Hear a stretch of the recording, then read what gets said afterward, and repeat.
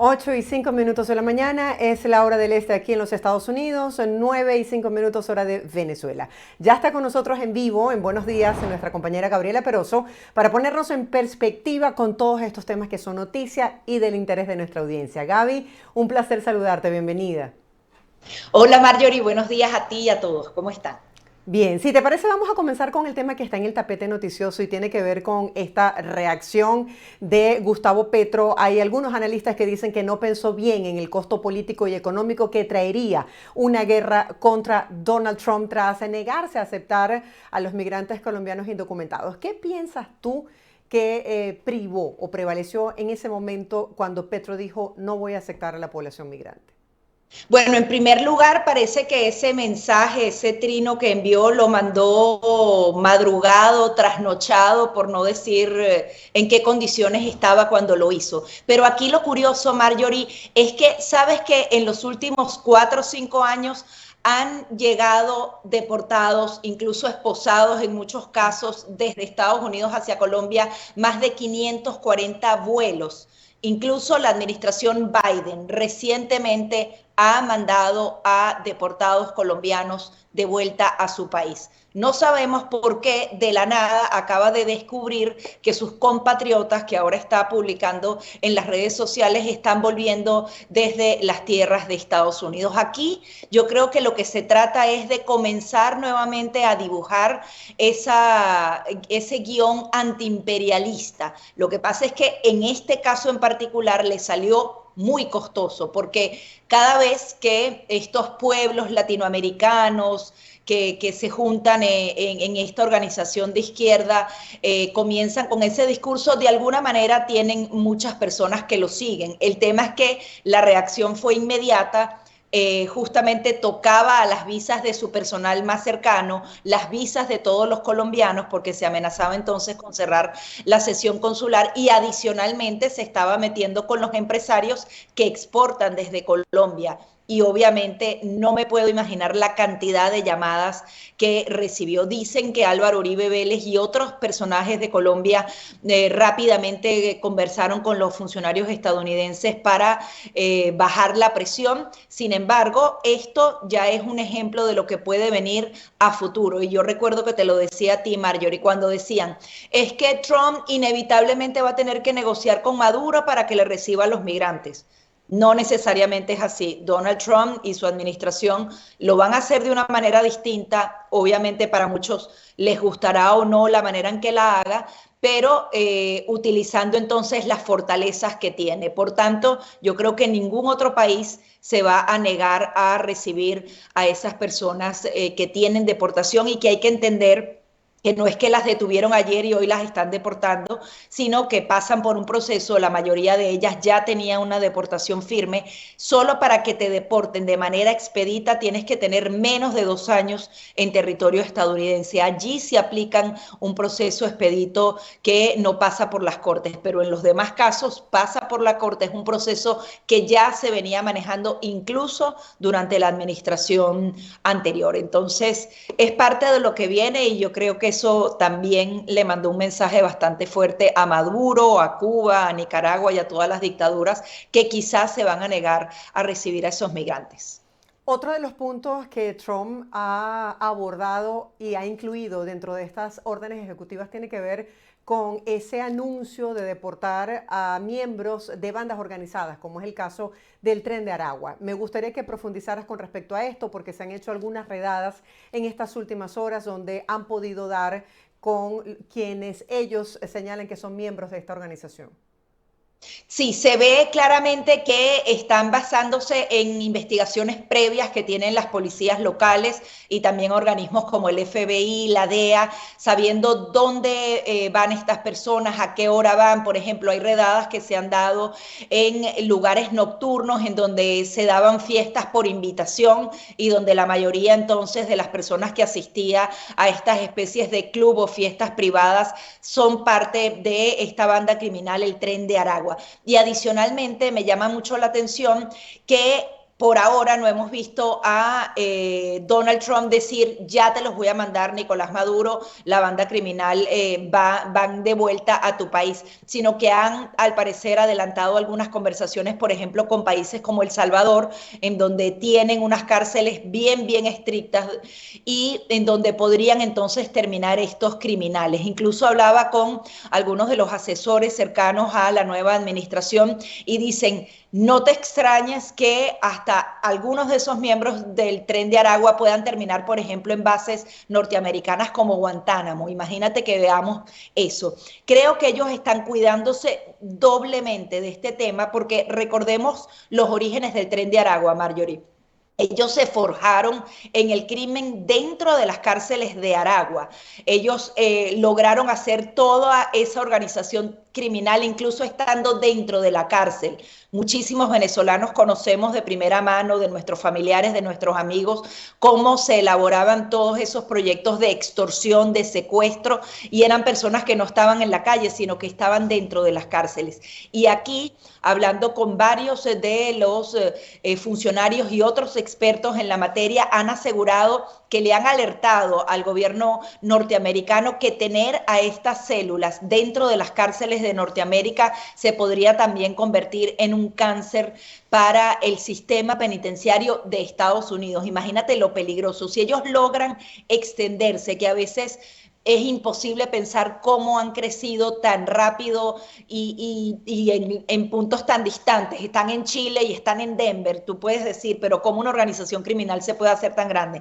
Bueno, también estaba el temor de lo que podrían hacer dentro de las cárceles de Estados Unidos y es por tanto que se está evitando a toda costa que ellos permanezcan recluidos dentro de Estados Unidos.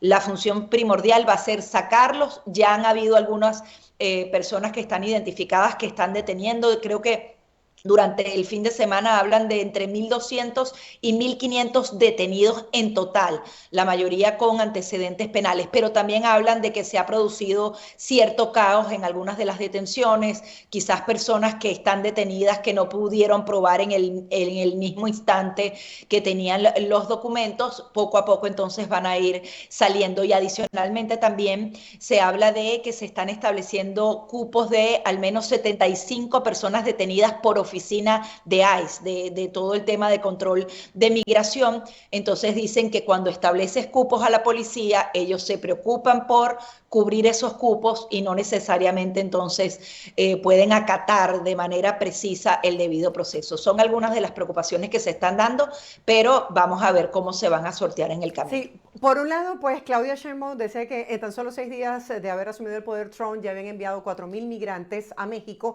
y por el otro hemos visto, Gaby, con preocupación algunos testimonios de migrantes indocumentados que señalan que han sido sacados de su vivienda incluso sin orden judicial y que en el 50% de los casos, digamos, son personas que no tienen antecedentes criminales. Es lo que ellos denuncian. ¿Tú crees que esto se esté dando en realidad de esta manera?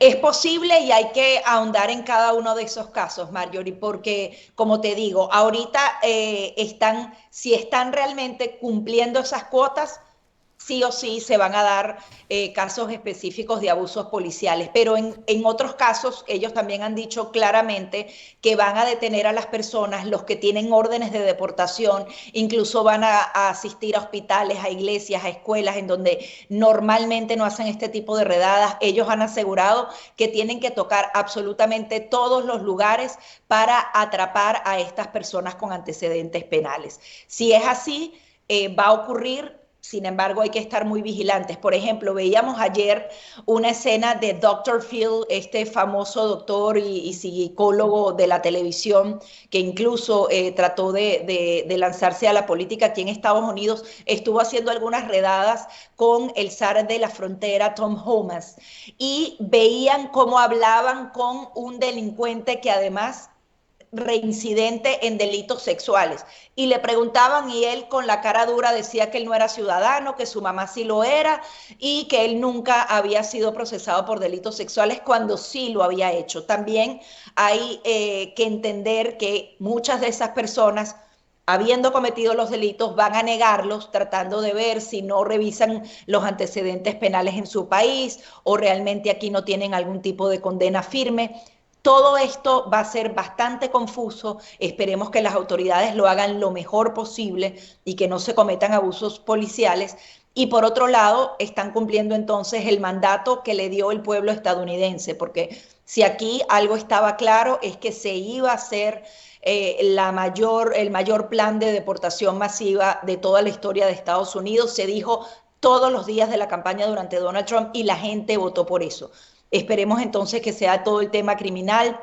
Luego van a venir deportaciones de otras personas, porque eso también va a ocurrir, Marjorie, muchas de ellas las que tengan menos de 2 años en territorio estadounidense, pero hay quienes aseguran que incluso en las conversaciones que se están teniendo en Doral y dentro del legislativo, también están buscando una vía para darle legalidad a todos esos migrantes que lo hacen bien, que todos los años pagan sus impuestos. Imagínate que ellos terminen con un camino a la ciudadanía o a una permanencia legal en Estados Unidos. Eso también sería grandiosa. Eso no va a pasar ahorita porque ellos van a asegurar la frontera, van a hacer estas primeras deportaciones, pero yo creo que posiblemente ellos también entienden que los migrantes son absolutamente necesarios para este país y se podrían dar algunas alternativas con esa mayoría republicana que se tiene acá. Y si es así, bueno, el alivio vendrá para los que lo hacen bien y lamentablemente los que no van a tener que irse. Quienes recibieron el beneficio del paro humanitario pues están muy preocupados por cuál pudiese ser su futuro migratorio aquí en Estados Unidos. Veíamos la propuesta de María Elvira Salazar, quien pedía que no fueran deportados porque habían ingresado de manera regular a este país. ¿Qué pudiese pasar con quienes ya entraron con el parol? ¿Y qué va a pasar con todas esas personas que ya estaban en trámite de asilo con la aplicación CBP One?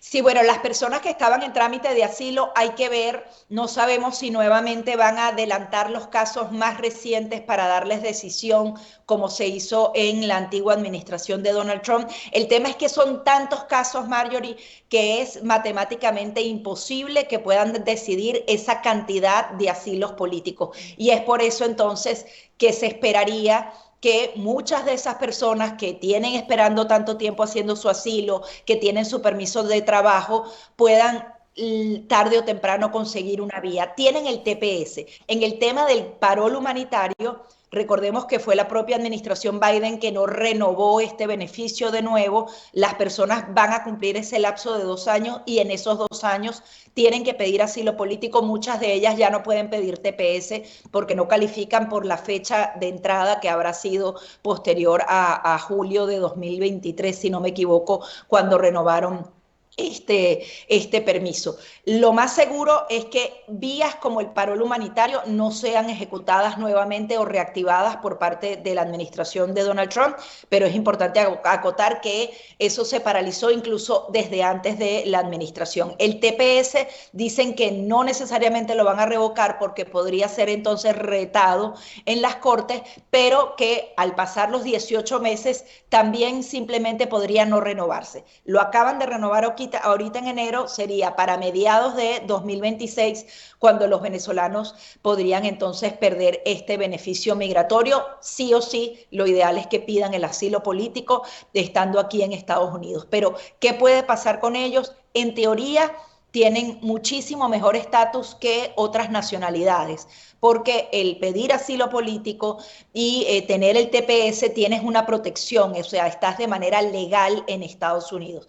¿Qué sucede? Que cuando es tan masivo, capaz y algunas personas caen dentro de esas redadas y comienza entonces un proceso que no debería ser de deportación porque puedes defenderte ante la ley. En el caso de los venezolanos hay mayor protección, pero no sabemos qué va a pasar. Tenemos que será menos de una semana cuando realmente se ha implementado todo este proceso. Y me atrevería a pensar que los venezolanos tenemos un poco mejor posición que otras nacionalidades que simplemente no tienen nada. Ojo, hay otras que también han pedido asilo político, que en muchos casos no concuerda con la realidad. En el caso de los venezolanos sí concuerda con la realidad. Lo que sí es que no creo que haya una medida especial para los venezolanos, por lo menos no en los próximos meses. Gaby, me gustaría que hiciéramos la transición del tema migratorio al tema económico, que es otra gran preocupación, sobre todo para quienes residimos en este país. ¿Qué medidas ha anunciado Donald Trump en esta materia? Sí, bueno, él ha seguido profundizando en el tema de que van a bajar los impuestos, las personas que vayan a fundar y a producir 100% en Estados Unidos van a tener unos beneficios económicos importantes con respecto a los taxes. Incluso esta semana empezó ayer a las 3:30 de la tarde oficialmente, porque están desde el fin de semana, está el retiro republicano. Es como la reunión anual que hace el Partido Republicano para analizar todos estos temas. Están analizando todo el tema de los impuestos, es decir, alivio de impuestos a los empresarios, incluso a las personas naturales, y mantener ese alivio en los impuestos que venía desde la administración de Donald Trump y se iba a vencer este año. Esa sería una de las medidas económicas más importantes, el pago de impuestos que los mantienen al mínimo. Están hablando del tema energético, se tarda un poco más, acaban de decretar esa emergencia energética, ellos van a tratar entonces de producir mucha más gasolina, petróleo y todos los derivados de la energía para que cuando pagamos menos, tanto nosotros como el camionero que lleva un producto de un lugar a otro, esto impacta positivamente en los precios.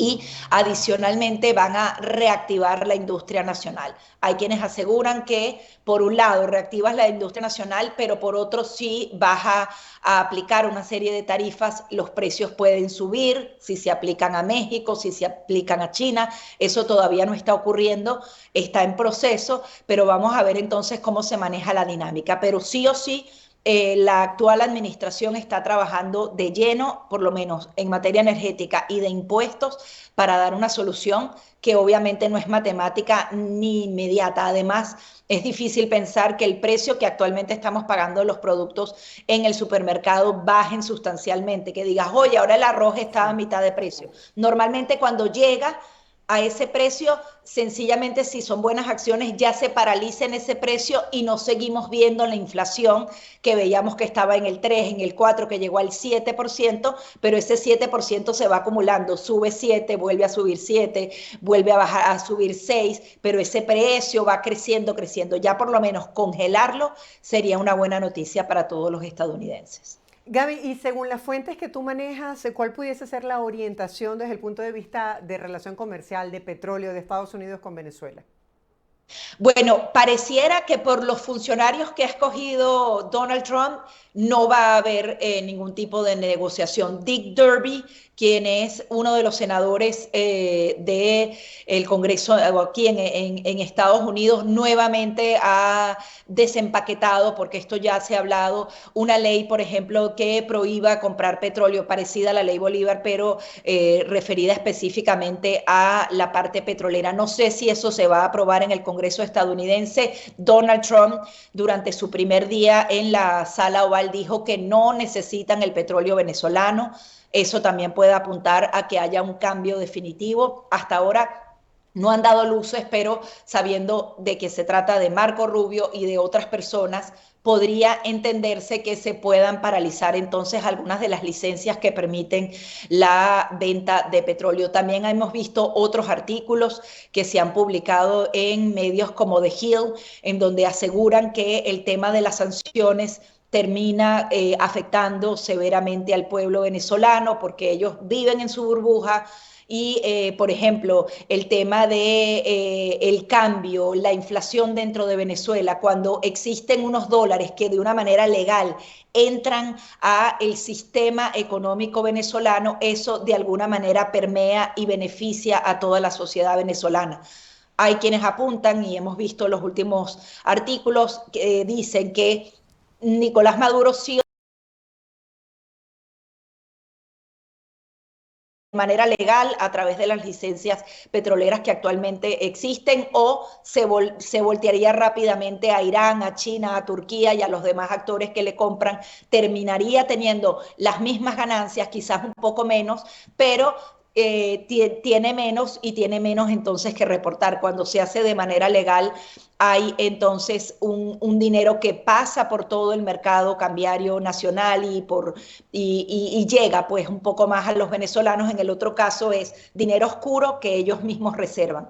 Pero es muy difícil esa cuenta y hay que ver lo que apunta a los funcionarios que ha escogido es que yo creo que esas licencias pueden ser revertidas en las próximas semanas y nos imaginamos que será parte de una estrategia, porque si volvemos a aplicar a sanciones sin un plan adicional y sigue Nicolás Maduro aislado, no necesariamente se va a tener un buen resultado. Aquí hay que presionar de manera efectiva para que efectivamente esa transición democrática al poder comience. Vamos a ver qué pasa con Marco Rubio, comienza esta gira, va a estar en Guatemala, El Salvador, Costa Rica, República Dominicana y Panamá. No necesariamente se trata de Venezuela, pero van a hablar de Venezuela. Acabamos de ver felicitaciones de Marco Rubio al canciller de República Dominicana por denunciar esas prácticas antidemocráticas. Todas estas naciones van a hablar del tema venezolano y hay que ver entonces cuál va a ser la postura de Estados Unidos, pero yo creo que ellos van a tender a solucionar definitivamente el problema.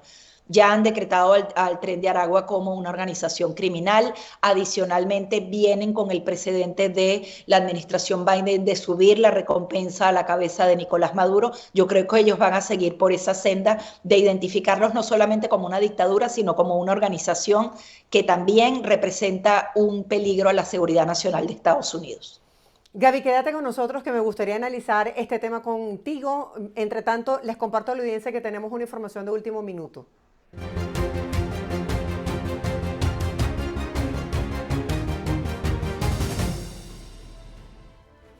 Sí, estamos en vivo. Tenemos información en este momento que llega este avión a Colombia de las FARC con el primer grupo de deportados desde Estados Unidos tras la crisis diplomática entre el presidente Gustavo Petro y el presidente de Estados Unidos, Donald Trump. A las instalaciones del Comando Aéreo de Transporte Militar arribó en la mañana de este martes el Boeing 737-700 de la Fuerza Aeroespacial Colombiana con el primer grupo de los 205 colombianos deportados desde Estados Unidos en esta era del presidente Donald Trump. Precisamente ese primer vuelo con 95 deportados llegó a Bogotá luego de que se solventara esta crisis diplomática que se registró el pasado domingo entre los gobiernos de Colombia y el de Estados Unidos. Son imágenes, repito, de hace pocos minutos. Allí vemos a los deportados ciudadanos colombianos que han llegado a ese país luego de esta deportación que hiciera el presidente de Estados Unidos, Donald Trump, justamente en este Boeing de la Fuerza Aeroespacial Colombiana. Retomamos la entrevista el día de hoy con nuestra compañera Gabriela Peroso para analizar esto que está pasando. Ya es un hecho. El día de hoy, como parte del balance de una semana de su gestión, Donald Trump decía que había logrado una victoria tras esta guerra o esta pelea diplomática con el presidente de Colombia. ¿Qué significa y sobre todo qué precedente se puede sentar de aquí en adelante para el resto de los países de América Latina hacia donde se realicen deportaciones? Bueno, obviamente es una victoria del lado de Donald Trump porque inmediatamente después de esta pataleta que le dio a Gustavo Petro, ellos dijeron, bueno, si tú no los recibes, sencillamente hago esto, esto y esto. Se metió con la visa de los colombianos en general, la sección consular, incluso el visado de sus más cercanos colaboradores y adicionalmente amenazó con aranceles.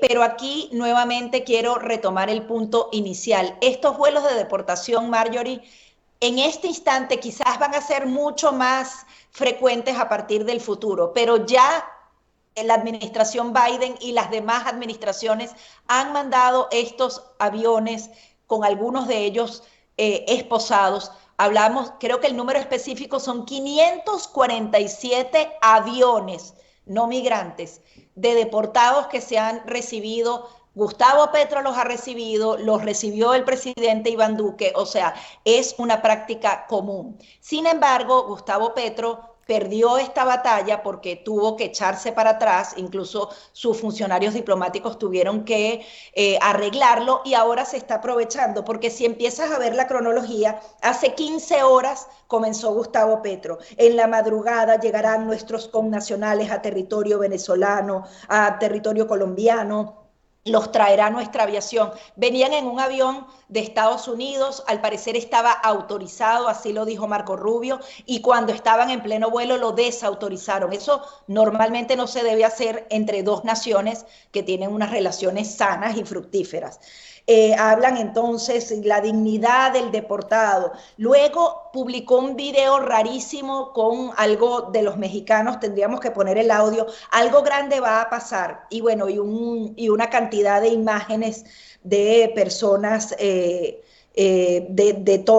toda América. Luego viene, hace 2 horas, vienen nuestros connacionales colocando la fotografía dentro del avión y que supuestamente el migrante no es un delincuente, es una persona humana libre, y finalmente estas fotografías que tú colocas. Gustavo Petro va a aprovechar todo este tema, como te decía, para nuevamente hacer esa cruzada antiimperialista, para colocar entonces a Estados Unidos como una nación anti-inmigrantes. Esto yo creo que la mayoría de las personas que iba ahí ya tenía un proceso desde antes de que Donald Trump incluso ganara la presidencia. Normalmente son procesos que se demoran bastantes meses. Él sencillamente quería dársela de héroe, tratando entonces de retar al gobierno de Donald Trump. No le salió bien y entonces va a seguir machacando esto, y seguramente vamos a ver entrevistas y reencuentros del presidente con esos migrantes que jamás hizo cuando la administración Biden, en donde llegaron en las mismas y exactas condiciones, porque esto ocurre y no solamente con Estados Unidos, sino alrededor del mundo estas deportaciones se dan. Entonces, me parece más show que otra cosa. Él le va a tratar de sacar partido político, aunque ya le costó bastante caro lo que hizo hace 72 horas, de mandar ese mensaje a las 3 de la mañana, desautorizando algo que ya estaba desautorizado y que era parte del tema regular que se da entre las dos naciones. El tema es que ahora se trata de Donald Trump y ellos entonces tienen que dar la pelea, aunque por ahora no la están ganando. Así es, le sumo para cerrar ya la entrevista que en este balance ahí se reportaron hasta el día de ayer a nivel nacional 1.179 arrestos y 853 órdenes de detención. Este es el balance hasta esta hora. Esto va a seguir, obviamente esto no es nuevo, ya la semana que viene tendremos muchos temas seguramente para analizar contigo y conocer tu perspectiva periodística. Gracias por acompañarnos, feliz día. Feliz día también para ti y para todos. Era nuestra compañera Gabriela Peroso, hoy poniéndonos en perspectiva con todos estos temas que son noticias. Hacemos una breve pausa comercial. En breve estaremos de vuelta con más de Buenos Días por BPI TV. Quédese con nosotros.